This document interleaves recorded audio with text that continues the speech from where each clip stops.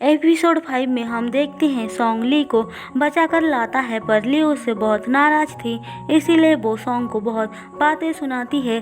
Song उसे समझाता है कि वो गलत समझ रही है, पर वो कुछ भी नहीं सुनती है। अब ली जिस कंपनी में काम कर रही थी वहाँ का ओनर कहीं भाग जाता है। ली ये सुनकर बहुत परेशान हो जाती है और रोने लगती है।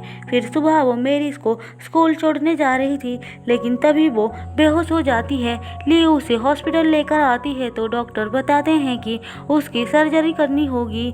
वो ये सुनकर मेरी की सर्जरी के लिए पैसे लोन लेने वाली थी और वहाँ पे सॉन्ग आकर फ़ोन कट कर देता है और मेरी की सर्जरी के लिए पैसे भी देता है।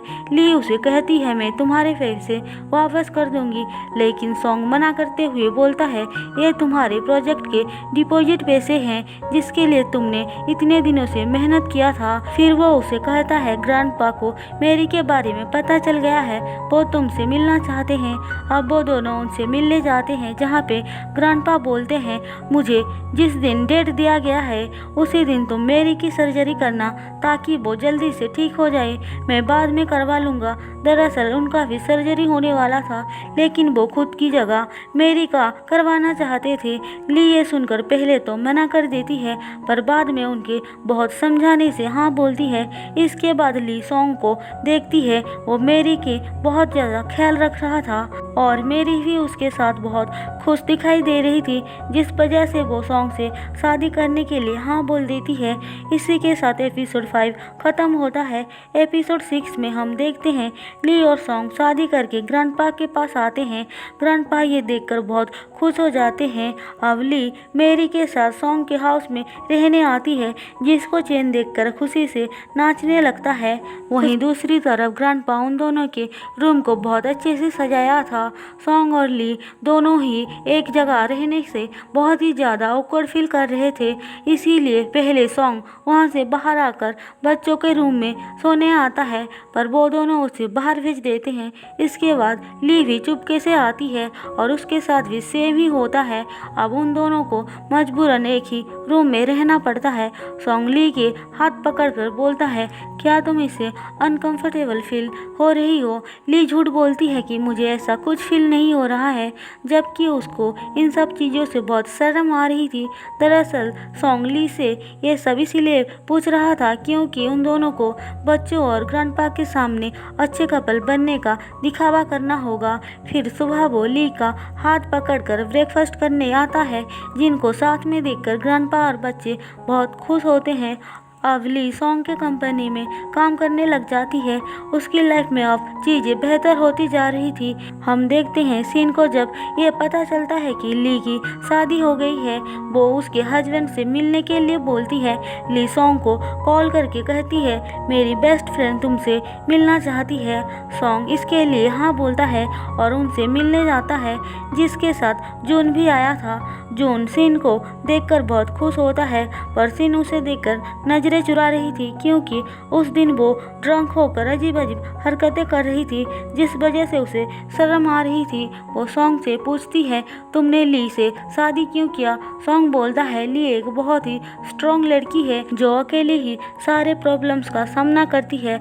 उसकी यही बात मुझे बहुत पसंद आया और मैंने उससे शादी करने का डिसीजन लिया। अब ली के दिल में तो सॉन्ग की बातें सुनकर घंटी बजने लगती है और इसी के साथ एपिसोड 6 खत्म होता है। एपिसोड 7 में हम देखते हैं जो उनको सॉन्ग के बातों पे यकीन नहीं होता है।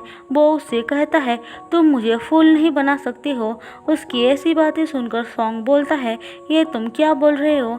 जून बोलता है सीन ने जब तुमसे पूछा ली से तुम क्यों प्यार करते हो, तब तुमने बातों को घुमा दिया।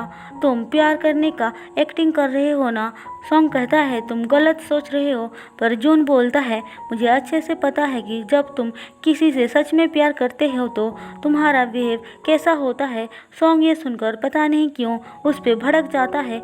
वहीं दूसरी तरफ ली सीन से पूछ रही थी कि क्या मुझे सॉन्ग के फीलिंग्स को एक्सेप्ट करना चाहिए। सीन कहती है मुझे प्यार में तो यकीन नहीं है, पर मैं चाहती हूँ कि तुम्हारी लाइफ में प्यार ही प्यार हो। अब धीरे धीरे ली सॉन्ग को पसंद करने लगती है। फिर वो मेड से जाकर उसके हॉबीज़ के बारे में पूछती है। मेड बताती है उनको बिलियर्ड बॉल खेलना बहुत बहुत पसंद है। ली ये सुनकर बिलियर्ड रूम में आती है और प्रैक्टिस करने लगती है, लेकिन सॉन्ग उसे वहाँ देखकर बहुत गुस्सा करता है और उस रूम से दूर रहने के लिए बोलता है। ली कहती है, मैं तो यहाँ सिर्फ प्रैक्टिस करने आई थी, तुम्हारे साथ खेलने के लिए। मैं तुम्हारे बारे में अच्छे से जानना चाहती हूँ। सॉन्ग बोलता है, इसकी कोई ज़रूरत नहीं है, हम दोनों की शादी फेक है। हम सिर्फ ग्रैंडपा और बच्चों के सामने अच्छे कपल बनने का एक्टिंग करेंगे, इससे ज़्यादा तुम्हें कुछ करने की ज़रूरत नहीं है। उसकी ऐसी बातें सुनकर ली की तो दिल ही टूट जाती है। वो इतना सब कुछ बेकार में ही सोच रही थी, जबकि सॉन्ग सिर्फ एक अच्छा हस्बैंड बनने का एक्टिंग कर रहा था। फिर ली रोने लगती है, जिसको चैन देख लेता है और अपने डैड से जाकर गुस्से में बोलता है कि आप बहुत बुरे हो, आपकी वजह से मॉम रो रही है।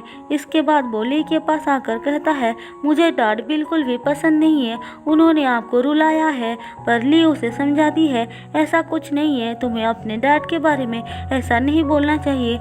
अब वो दोनों बच्चों को साथ में लेकर एक मार्केट में जाती है, जहाँ पर वो कुछ सामान बेचने आई थी, लेकिन चैन वहाँ से कहीं चला जाता है, जिस वजह से ली बहुत घबरा जाती है। पर थोड़ी देर बाद वो उसे मिल भी जाता है। ली घर आकर सॉन्ग को ये सब बातें बताती है तो वो उस पर बहुत गुस्सा करता है।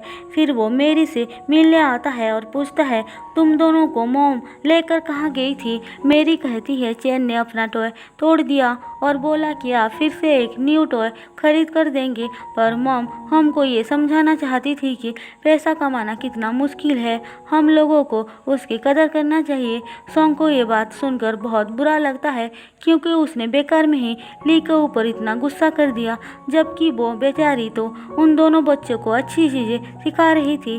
और इसी के साथ हमारा एपिसोड 7 ख़त्म होता है। दोस्तों, अगर आपको मेरी एक्सप्लेनेशन पसंद आई हो तो चैनल को सब्सक्राइब और वीडियो को लाइक ज़रूर कर देना।